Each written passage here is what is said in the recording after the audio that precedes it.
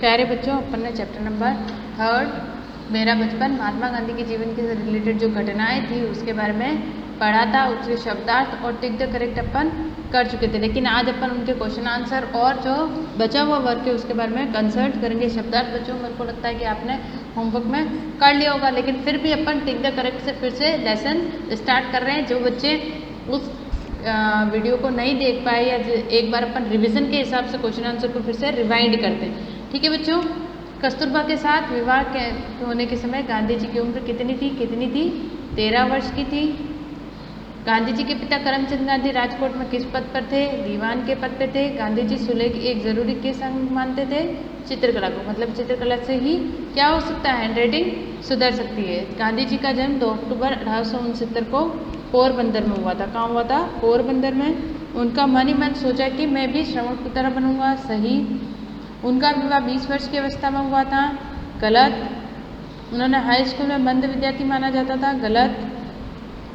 गांधी जी सुलेख शिक्षा को जरूरी अंग मानते थे। सही। वे बाद में समझे कि सच बोलना वाले को असावधान भी नहीं रहना चाहिए। सही। ठीक है बच्चों, ये अपन पिछली क्लास में भी कर चुके थे, लेकिन फिर भी अपन क्वेश्चन आंसर को एक बार रिवाइंड कर रहे हैं। ये आपको अनुच्छेद में से देख के करना था। नेक्स्ट आते हैं अपने क्वेश्चन आंसर पर। क्वेश्चन आंसर में जो आपको पीडीएफ फाइल दी हुई है बच्चों, आपको उसी को देख के क्या करना है? क्वेश्चन के आंसर्स लिखने, क्योंकि अपन ब्लैक बोर्ड के ऊपर नहीं लिख सकते हैं और आप क्योंकि छोटे हो, आप में मात्राओं की मिस्टेक काफ़ी ज़्यादा होगी, तो आपके साथ जो पीडीएफ आपके वीडियो आता है उसी में से आपको देख के क्वेश्चन के आंसर लिखने हैं। फर्स्ट क्वेश्चन है आपका, गांधी जी का पूरा नाम क्या था? क्या था बच्चों गांधी जी का पूरा नाम? गांधी जी का पूरा नाम मोहनदास करमचंद गांधी था। First one is Gandhi ji का पूरा नाम मोहनदास करमचंद गांधी था। ठीक है बच्चों, जब आप क्वेश्चन उतारते हो उसके बाद आंसर यहाँ से आंसर शीट से आपको देख के उतारना। ठीक है, मिस्टेक नहीं करनी है। नेक्स्ट है आपको, अगर आपको नहीं समझ में आ रहा है बच्चों कि क्वेश्चन के आंसर कैसे करने हैं, तो अपने पेरेंट्स की हेल्प लेना, उनको बताना कि हमको ये कैसे उतारने हैं, आप समझाओ। ठीक है। नेक्स्ट वन है, गांधी के माता पिता के विषय में आप क्या जानते हैं? कौन थे उनके माता पिता? सेकंड है, गांधी जी के पिता करमचंद गांधी थे। वे राजकोट के दीवान थे। वे सत्यप्रिय अहिंसासी एवं उदार व्यक्ति थे। उनकी माता का नाम पुतलीबाई था।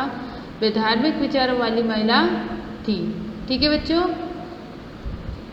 सेकंड वाला यहाँ से, गांधी जी पिता करमचंद गांधी थे। वे राजकोट के दीवान थे। वे सत्यप्रिय साहसी उदार व्यक्ति थे। उनकी माता पुतलीबाई थी और वे धार्मिक विचारों वाली महिला थी। नेक्स्ट आपका तीसरा क्वेश्चन, सत्य हरिश्चंद्र नाटक गांधी जी के बाल मन पर क्या प्रभाव डाला? कि मेरे को भी क्या करना है? गांधी जी ने तभी क्या सोच लिया था जब हरिश्चंद्र का नाटक देख के आए थे कि मेरे को भी हरिश्चंद्र जैसा क्या ना सत्यवादी बनना है, चाहे जीवन में कितने भी कष्ट क्यों ना आए। सत्य हरिश्चंद्र नाटक से गांधी जी के बाल मन पर यह प्रभाव पड़ा कि चाहे हरिश्चंद्र की भांति दुख ही उठाना पड़े, वे सत्य का पथ कभी नहीं छोड़ेंगे। मतलब सत्य का रास्ता कभी नहीं छोड़ना चाहिए। Next one, fourth question, Shravan Kumar ने पितृभक्ति देखकर गांधी जी ने क्या सोचा था कि वो भी अपनी माता पिता की भक्ति या सेवा उसी प्रकार करेंगे जिस प्रकार श्रवण कुमार ने की थी। ठीक है बच्चों, फोर्थ क्वेश्चन का आंसर है, श्रवण कुमार के प्रति पितृभक्ति देखकर गांधी जी ने सोचा कि मैं भी श्रवण कुमार की तरह ही बनूंगा, मतलब उनकी तरह ही अपने माता पिता की सेवा करूंगा।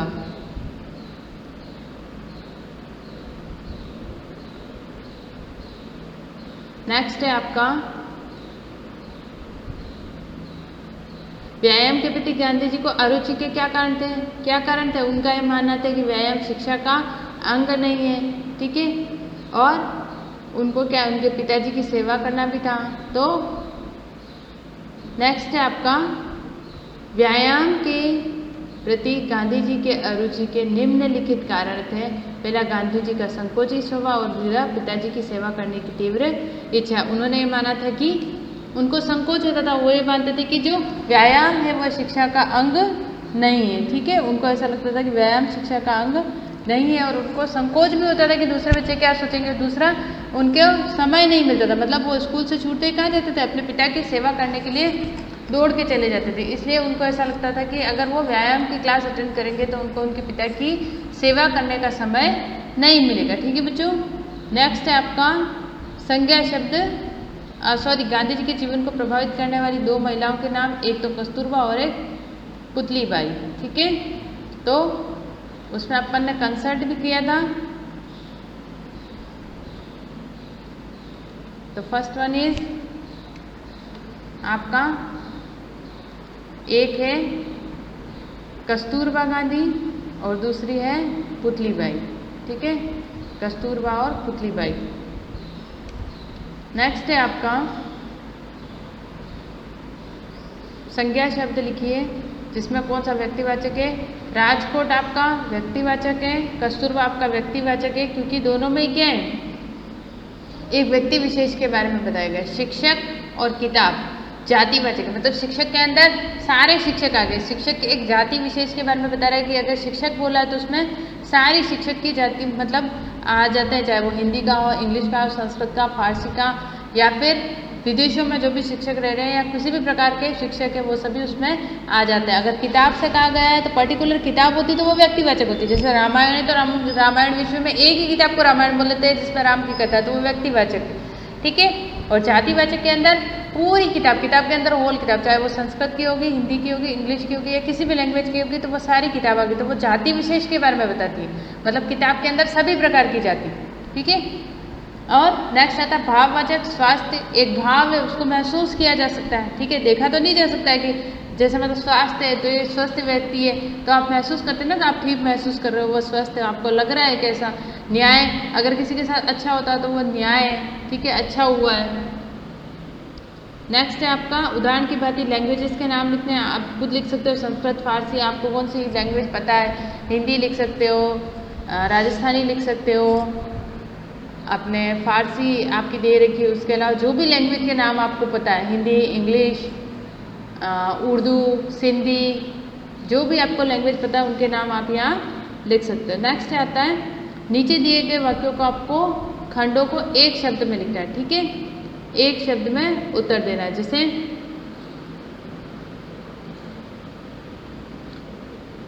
सत्य बोलने वाला कौन होता है, सत्यवादी। जैसे सहन ना किया जाए, सॉरी, जिसकी बुद्धि मंद हो, मंद बुद्धि। जो सहन ना किया जाए, असहनीय। धर्म का पालन करने वाला, धर्मात्मा। शिक्षा देने वाला, शिक्षक। संकोच करने वाला, संकोची। पिता की भक्ति करने वाला, पितृभक्त। ठीक है बच्चों, नेक्स्ट आपको जो पैराग्राफ दे रखा है वो आपको ओनली रीड करना है। ठीक है, एक कहानी है छोटी सी जो आपको क्या करनी है, पढ़नी। कि एक बार एक राजा होता है, वो अपने सारे सेनापतियों को बुलाकर कहता है कि हमारे जो मंत्री हैं रात को जो जैसे भी हो, जिस भी कंडीशन में हो, उसको उठाकर इस कमरे में लेके आओ। मतलब रात की 2 बज रही, सारे मंत्रियों को बोलता है वो। ठीक है, तो जो सारे सैनिक होते हैं वो उनके हुक्म का पालन करते हैं। जो मंत्री पलंग पे होता है, सो रहा होता है, उसको पलंग से, जो चटाई पे बैठा होता है चटाई पे, जो कालीन पे चौपड़ खेल रहा होता है, जिस कंडीशन में होते हैं सबको वहाँ लेके आते हैं। 1 घंटे बाद जब बादशाह कमरे में आता है तो 8 से 7 मंत्री नशे में होते हैं। उनमें से एक जुआ खेल रहा हो, कुछ जुआ खेल रहे होते हैं, लेकिन एक युवा वित्त मंत्री होता है जो चौकी पे बैठ के दिए की रोशनी में क्या कर रहा है, कागज को देख रहा होता है। तो सब मंत्री लज्जित हो जाते हैं, क्योंकि जब उनको किसी चीज़ के लिए कहा जाता है, मतलब उनका काम है कि उनको पूरे राज्य का भार देखना है। ठीक है, एक मिनिस्टर का काम क्या होता है, पूरे राज्य की व्यवस्था देखना होता है। लेकिन सब मंत्री जहाँ अपने अपने हाल में मस्त होते हैं, आराम से खेल रहे होते हैं या फिर नशे में होते हैं, जो वित्त मंत्री होता है वो एक कागज को पढ़ रहा होता है। ठीक है, तो राजा पूछता है कि तुम इतनी रात को 2 बजे किस कागज में उलझे हुए हो। तो वित्त मंत्री जवाब देता है कि हुजूर, दूर के इलाके में साल का जो रोज कर आया है उसमें पिछले साल से 1 पैसा कम है। कितने पैसे कम होता है, 1 पैसा। ठीक है, देखो जोड़ कर भूल गया होगा या सचमुच पैसा कम है, ये समझ में नहीं आ रहा। मतलब उसको ये नहीं समझ में आ रहा है कि उसने जोड़ गलत की या सही में 1 पैसा कमाए। बादशाह ने अपनी जेब से एक पैसा फेंक कर कहा, लो अब हिसाब ठीक कर दो और जाके आराम करो। लेकिन जो वित्त मंत्री था उसने नम्रता से कहा कि आज पैसा तो मैं भी डाल सकता था, लेकिन पैसा कम है, इसकी पूछताछ न हुई तो जो अफसरों ने पैसा कम दिया है उनके मन में बेईमानी पैदा हो जाएगी। ठीक है, अगर हिसाब किताब सही नहीं हुआ तो लोग क्या करेंगे, बेईमानी करेंगे। पैसे अपने उसमें से जितना भी वित्त आ रहा है उसमें से क्या करेंगे, जो राजस्व आता है या जो भी पैसा कर के रूप में वसूल किया है उसमें बेईमानी करेंगे, रिश्वत लेंगे, तो जो अपना राजस्व है वो कम होगा और इससे बेईमान जो लोग हैं उनमें क्या होगा, बेईमानी होगी, भ्रष्टाचार बढ़ेगा। ठीक है, तो बादशाह बहुत खुश होता है और युवक को प्रधानमंत्री बना देता है, मतलब प्राइम मिनिस्टर का पद दे देता है। अब वो राजा किससे खुश हुआ, उसकी ईमानदारी से, क्योंकि पैसा तो वो भी डाल के अपना हिसाब किताब बराबर कर सकता, लेकिन उसको अपने काम के प्रति क्या थी, लगन थी, क्योंकि उसको पता था कि उसको अपना काम कैसे करना है, बहुत अच्छे से करना है, पूरा डाइवर्ट होके करना। मतलब उसने अपने काम में कहीं पे भी बेईमानी नहीं की, और जिसने बेईमानी की थी, जिन लोगों ने बेईमानी की उनके बारे में वो क्या चाहता था कि उनको अच्छे से जाना जाए, मतलब उनकी छानबीन की जाए, ताकि जो पैसे कम आए हैं वो क्यों कम आए, किस लिए आए, उनके बारे में पता लगाया जा सके। ठीक है बच्चों, तो ये चैप्टर आपका कंप्लीट हो गया, थर्ड वन। आप नेक्स्ट चैप्टर पढ़ेंगे, उससे पहले आपको इन क्वेश्चन आंसर्स को अच्छी हैंड राइटिंग में अपनी नोटबुक में उतारना है, शब्दार्थ आपको उतारने हैं, tick the correct, right wrong, और जो बुक वर्क है वो आपको नोटबुक में नहीं उतारना है, सिर्फ क्वेश्चन आंसर आपको उतारने हैं, और जो क्वेश्चन आंसर आप कर रहे हैं वो अच्छी हैंड राइटिंग में आप उतारोगे। रीडिंग पैराग्राफ में जैसे वाक्यांशों के लिए एक शब्द, ठीक है, ये भी आपको, और जो भाषाओं के नाम है जो फिल इन द ब्लैंक्स दे रखे हैं वो बुक के अंदर ही आपको भरने हैं। रीडिंग पैराग्राफ आपको सबको रीड करना है। जो रीडिंग पैराग्राफ आपको दिया होता है ना कहानी, वो सिर्फ आपकी रीडिंग स्किल्स बढ़ाने के लिए होती है, मतलब आपको कितना पढ़ना आता है। ठीक है, नेक्स्ट है आपका योग्यता विस्तार, मतलब आप कितना सोचते हो या क्या कर सकते हो। सांच बराबर तप नहीं, झूठ बराबर पाप, जाके हृदय सांच है, राके हृदय आप। इन पंक्तियों का भावार्थ शब्दों में लिखिए, मतलब इनका अर्थ बताना है। इसमें सांच बराबर मतलब सत्य के बराबर कोई तप नहीं, मतलब जो सत्य बोलता है उसको बहुत से कष्ट झेलने पड़ते, चाहे महात्मा गांधी हो, चाहे हरिश्चंद्र हो, चाहे हरिश्चंद्र ने भी अपने जीवन में बहुत कष्ट भोगे थे, क्योंकि उन्होंने क्या किया था, सत्य का मार्ग अपनाया था। उसी प्रकार जो महात्मा गांधी, उन्होंने भी सत्य अहिंसा के मार्ग पर चलने के कारण वो क्या किया था, कई बार जेल जाना पड़ा, अंग्रेजों की लाठियों का सामना करना पड़ा। तो जो सत्य के मार्ग पर चलता है उसको बहुत कष्ट उठाना पड़ता है। झूठ बराबर पाप नहीं, मतलब जो झूठ बोलता है उसके बराबर दुनिया में कोई पाप नहीं, जो सच बोलता है उसके बराबर कोई तप नहीं। तप मतलब तपस्या करना। ठीक है, अगर कोई सच बोल रहा है तो वो भले भगवान की तपस्या ऐसे ना करे, लेकिन अगर वो सच बोल के भी क्या करता है, एक प्रकार का तप ही कर रहा है। और झूठ बराबर पाप नहीं, मतलब जो झूठ बोलता है तो दुनिया में सबसे बड़ा झूठ के बराबर पाप नहीं। तो झूठ बोलकर हम क्या करते हैं, किसी को या तो धोखा देते हैं, या अगर अपन घर पे भी झूठ बोलते तो अपन अपनी गलती को छिपा देते, तो अपने आचरण में भी वो चीज़ क्या हो रही है, बुरी हो रही है। और अपन दूसरों को भी क्या दे रहे हैं, धोखा दे रहे हैं एक प्रकार से। अगर किसी चीज़ के बारे में अपने से पूछा जाता है और अपन गलत बोल दे कि हाँ भाई ये हमने नहीं किया है, तो हम क्या कर रहे हैं, सामने वाले को धोखा दे रहे हैं। अगर नेक्स्ट टाइम अपने पास वो आएगा तो वो ये कहेगा कि ये लड़का तो झूठा है, ये बच्चा झूठ बोलता है। ठीक है, तो झूठ बराबर पाप नहीं। झूठ को किसके बराबर माना गया है, पाप के बराबर। जाके हृदय सांच है, मतलब जो सच बोलता है, सच के रास्ते पर चलता है, वहाँ के हृदय आप। उसके हृदय में कौन रहता है, आप, मतलब भगवान निवास करता है। मतलब जो सत्य के रास्ते पर चलता है उसके हृदय में भगवान निवास करता है। ठीक है बच्चों, ये आपका चैप्टर कंप्लीट हुआ। अब नेक्स्ट अपन चैप्टर नंबर पढ़ेंगे 4th नेक्स्ट क्लास में।